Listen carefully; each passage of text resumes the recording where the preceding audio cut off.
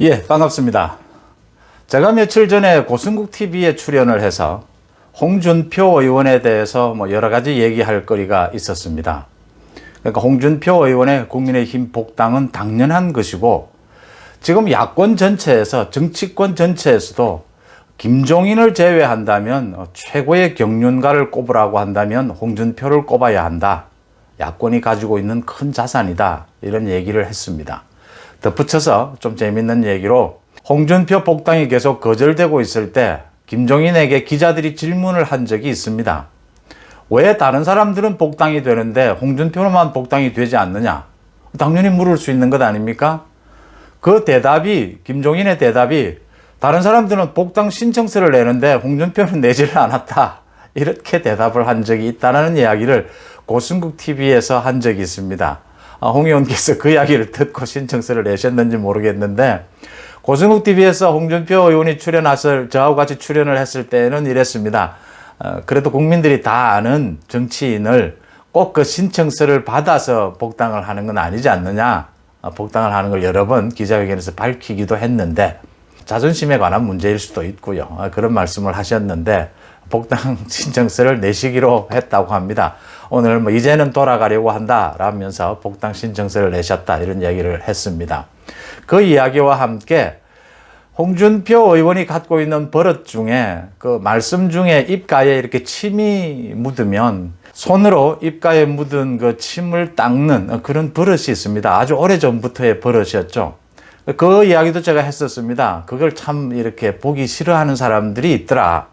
그런 건 고치는 게 좋겠다. 오래전에 그걸 고치었고 또 고치려고 하는데 가끔씩 이 버릇이라는 게 참 안 고쳐지지 않습니까?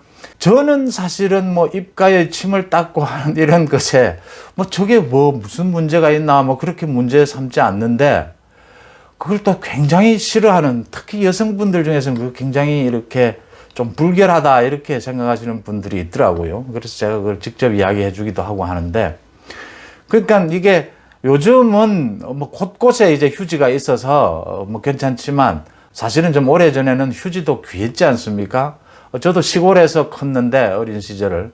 그때는 그 신문지도 아껴 쓰고, 화장실 갈 때도 그 신문지를 이렇게 오려서 가고 이랬던 기억이 납니다.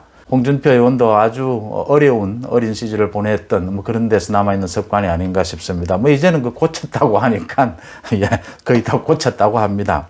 자, 홍준표 복당으로 시끄럽습니다. 대표적으로 당대표 선거에 나선 김웅이 이제 홍준표 복당에 반대하는 목소리를 대표해서 내고 있습니다.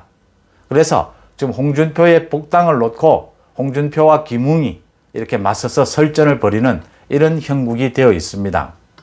그러면 홍준표 복당을 어떻게 봐야 하느냐? 형식적인 면, 실질적인 면, 내용적인 면, 이렇게 나눠서 볼 수 있다고 생각합니다. 형식적인 면에서 홍준표 복당을 막을 이유가 하나도 없습니다. 국민의힘에서.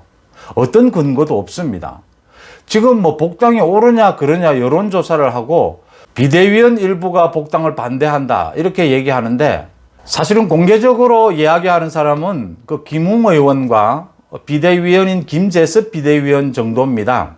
공개적으로 이야기하는 사람은. 여론조사나 일부가 반대하고 있다, 이게 복당을 거절할 이유가 되지 못합니다.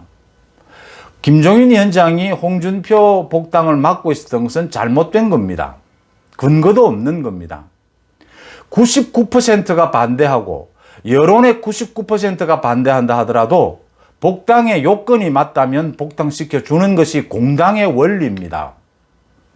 홍준표 의원이 해당 행위를 한 것이 있다든지 그런 뚜렷한 내용이 있어서 문제가 된다면 그건 그것대로 의결을 하면 됩니다. 그래서 의결을 해서 문제가 된다라고 하면 복당을 거절할 수 있습니다. 그런 게 없는데 그걸 복당을 거절한다는 건 말이 되질 않는 겁니다. 형식적으로. 99명이 다 반대하고 1명이 찬성한다 해도 요건이 맞다면 복당시켜 줘야 하는 겁니다. 다른 사람들은 복당이 되는데 홍준표만 복당이 되지 않아야 할 이유는 없고, 홍준표가 좀 센 말을 하면서 막말성 가까운 센 말을 한 건 사실입니다. 그때 많은 또 지탄을 받은 것도 있습니다. 그걸로 복당을 막을 이유는 되지 못합니다. 그걸로 복당을 막으려면 정식으로 그걸 문제제기 삼아서 의결을 그 절차를 거쳐야 합니다. 홍준표보다 더한 막말을 일삼는 사람들도 많이 당에 남아 있습니다. 그러니까 그런 걸로 문제 삼을 건 아니다. 그 다음 내용적으로 들어가서 지금 야권에 홍준표만한 경륜은 없습니다. 홍준표를 지지하든 지지하지 않든, 홍준표의 정치 노선에 찬성하든 찬성하지 않든 홍준표만한 정치 경륜가는 찾아보기 힘듭니다. 내용적으로 홍준표는 야권에 도움이 됐으면 됐지 손해가 될 일은 아니다. 그런 얘기들입니다. 홍준표의 복당을 막는 것은 어떤 경우에도 맞지 않다라는 말씀을 드리고요. 그 다음 제가 홍준표 의원의 복당의 점에서 드리는 말씀 형식을 빌어서 여러 가지 얘기들을 풀어가 볼까 합니다. 첫째, 홍준표 의원께서 이제 복당을 하시게 되고 또 우리 야권의 대선 주자로 활약을 하시게 될 텐데 이제는 좀 중도층으로 확장하는데, 야권의 지지를 중도층으로 확장하는데 좀 더 많은 노력을 기울여 주셔야 되지 않느냐, 이런 점을 말씀을 드리고 싶습니다. 그러니까 김웅이 홍준표에 대해서 지적하는 부분이 이겁니다. 홍준표 의원이 들어오면 우리 당이 또 과거에 좀 강성 보수 쪽으로 이미지가 그렇게 기울 수 있다. 이 점을 지금 걱정하고 있는 부분입니다. 그 부분에 대해서 저는 두 가지입니다. 일단 김웅의 말하는 태도가 잘못된 건 맞습니다. 홍 의원께서 김웅 의원에 대해서 너무 버릇없이 선후배도 없이 그렇게 얘기한다 이런 지적을 하셨는데, 김웅 의원이 좀 버릇이 없는 건 사실입니다. 이 문제에 대해서 먼저 김웅 의원, 같은 야권의 동지를, 그리고 오랜 정치 경륜이 있는 사람을 그렇게 비판하는 것 아닙니다. 비판을 하려면 이렇게, 과거 홍준표 의원이 했던 말이 있습니다. 중도층은 스윙보트다. 그래서 보수면 보수, 진보면 진보, 양 진영에 굳건히 자리를 굳히게 되면 스윙보트는 어느 한쪽으로 기운다. 그래서 중도는 좀 무시해도 된다, 이런 식의 얘기를 한 적이 있습니다. 이게 지금 과거에는 맞았을지도 모르지만 지금은 50%, 60%까지 중도층이 확장되어 있는 이런 상황. 중도 실용주의가 하나의 이 정치적인 굳건한 존재로 뿌리를 내리고 있는 이런 상황에서는 좀 생각을 달리할 필요가 있다, 이런 얘기입니다. 그 점을 먼저 말씀을 드리고요. 김웅 의원이 홍준표 의원을 공격하려면, 비판하려면 이렇게 구체적인 예를 들어서 지금도 그렇게 생각하시느냐, 그렇게 말씀하시는 게 우리 당에 도움이 되지 않는다, 이렇게 말을 하는 게 홍준표가 선배든 선배 아니든 그게 같은 동지, 같은 당을 할 사람에 대한 예의입니다. 김웅 의원이 지금 많은 센 말을 하고 있는데, 물론 당대표 선거에 나왔으니까 좀 말을 세게 할 필요도 있고, 김종인을 찾아가서 김종인이 더 세게 하라는데 더 세게 할 수도 있을 겁니다. 그런 것들을 많은 또 국민의힘 당원들이나 많은 사람들, 같은 동료 의원들은 애교 정도로도 보고 약간 선을 넘더라도 그럴 수 있다라고 봅니다. 그렇지만 지켜야 할 건 지켜야 한다는 거고요. 그럼 홍준표 의원에 대해서도 아까 말씀드렸다시피 중도로의 확장, 거기에 대한 노력, 이런 것을 보여줄 때가 됐고, 또 김웅 의원에 대해서 과거처럼 홍준표 의원께서 직접 선배에 대한 예의가 없다, 이렇게 말씀하시기보다 제가 윤여정 화법이라는 이야기를 했습니다.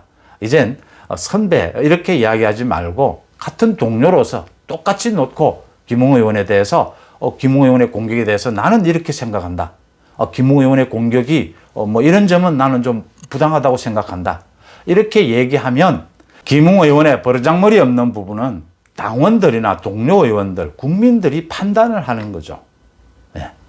이제는 소통의 방법이 좀 바뀌어야 한다. 그래야 중도층으로, 젊은 층으로 확장이 가능하다. 이 부분을 말씀드리고, 덧붙여서 하나 더요.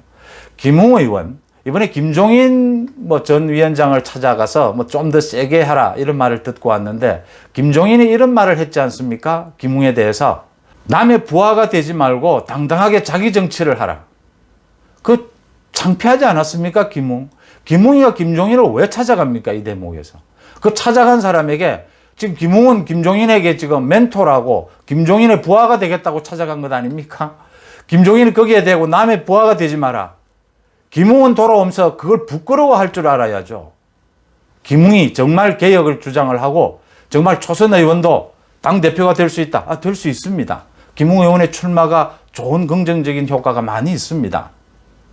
그게 긍정적인 효과가 있으려면 김웅 의원이 좀 센 말을 해도 모두가 또 이해하고 이렇게 용서해 줄 수 있으려면 김웅 행동부터 당당해야 하는 겁니다.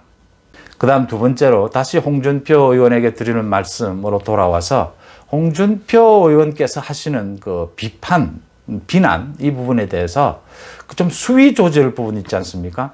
고승국 TV에 가서도 제가 수위를 조절을 좀 하시는 게 하니까 지금 내가 수위를 조절을 잘 하고 있다 이렇게 말씀을 하시는데 제가 말하는 건 이런 겁니다. 야권의 같은 동지 후보에 대한 비판과 민주당 여권의 후보에 대한 비판은 달라야 한다는 점입니다. 그러니까 윤석열에 대해서 오늘도 검사만 해본 사람이 대통령을 하기에는 굉장히 모자라는 부분이 많다. 그 다음 지금 벼락치기 공부, 날치기 공부를 하고 있는데 그게 잘 되겠나 이렇게 얘기를 했는데 홍준표 의원도 사법고시도 하셨고 공부를 해보셨지 않습니까? 때로 공부를 하다 보면 뭐 벼락치기 공부들을 할 때도 있지 않습니까?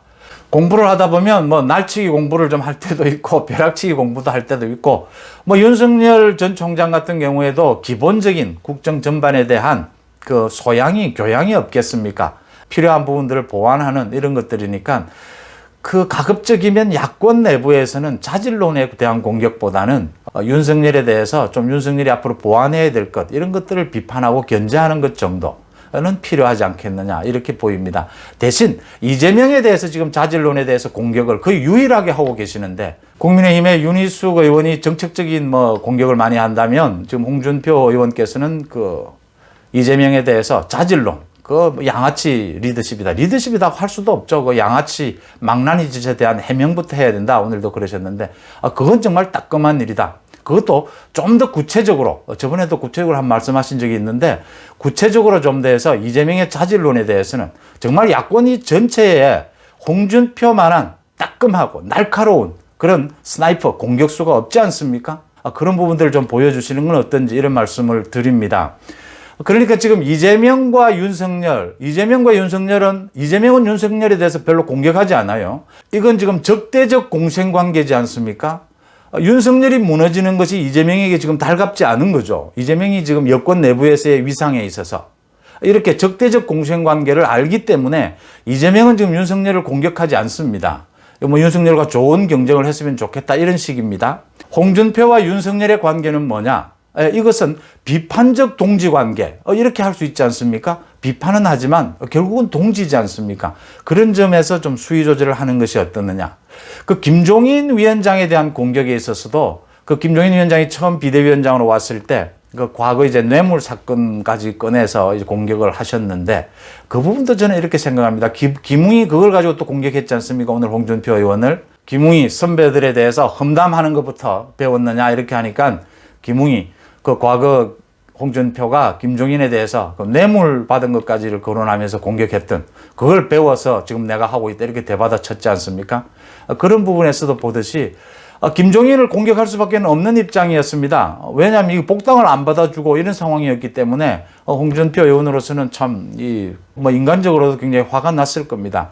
그래도 그 뇌물까지를 거론하면서까지 김종인을 공격할 필요는 있었는가 하는 점, 그런 수위 부분을 생각을 하게 됩니다. 마무리를 하자면 이겁니다. 홍준표가 뭐가 그렇게 두렵습니까?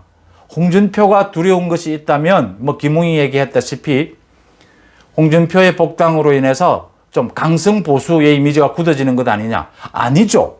강성 보수의 이미지도 있어야 합니다. 그것도 합리적이고 홍준표만하게 자기 관리를 잘한 정치인, 그다음 명료한 자기 주장 하는 사람이 없습니다. 그런 경륜이. 그런 사람도 있어야 하고 김웅을 비롯해서 또 많은 젊은 사람, 또 새로운 사람들이 중도로 확장하는 중도 실용주의적인 그런 노선도 있어야 하는 겁니다. 그걸 중화시키고 중도층으로 확장시킬 수 있는 그런 역량을 발휘하도록 생각을 해야 되죠. 서로 윈윈하는 방법을 생각해야 하는 겁니다. 평생을 국민의힘을 지켜온 홍준표를 안을 수 없으면서 어떻게 안철수를 안을 수 있으며 어떻게 윤석열을 안을 수 있으며 어떻게 최재형을 이야기합니까? 그게 말이 됩니까? 중도 실용주의 지금 중요한 거라는 걸 압니다. 그렇지만 그건 못지않게 정통 보수의 이론도 정통 보수의 힘도 중요한 것입니다. 소중한 것입니다. 앞으로 대선의 게임에 있어서 중도 실용주의가 중심이 될 것이다. 여기에서 승부가 날 것이다 하는 것 인정합니다. 그렇다고 해서 기존 보수가 가치 없다, 의미 없다라고 폄하하는 것 절대 안 됩니다. 초선도 당 대표가 될 수 있다. 그런 주장을 하려면 먼저 홍준표의 복당에 찬성하고 나서야 합니다. 그 다음 김종인을 찾아가는 그런 식의 구태연한 짓거리는 하지 않는 겁니다. 제가 김웅 의원의 입장을 이해합니다. 지금 당권에 나선 입장에서 좀 세게 말하는 것 이해를 하는데, 이해는 이해고요. 김웅 의원이 그래도 좀 제대로 된 정치인으로 성장하기 위해서는 그런 잘못된 습관부터 버릴 때 김웅 자신이 원하는 개혁 정치, 그게 가능해진다 하는 점을 말씀드리고 싶습니다. 홍준표 의원님께 다시 말씀드리지만, 그 말씀 도중에 입가에 그 침을 손으로 닦는 것은 정말 그 고치셔야 합니다. 그거 참 많은 분들이 싫어한다는 말씀을 다시 한번 드리면서 오늘 순서 여기서 접겠습니다. 고맙습니다.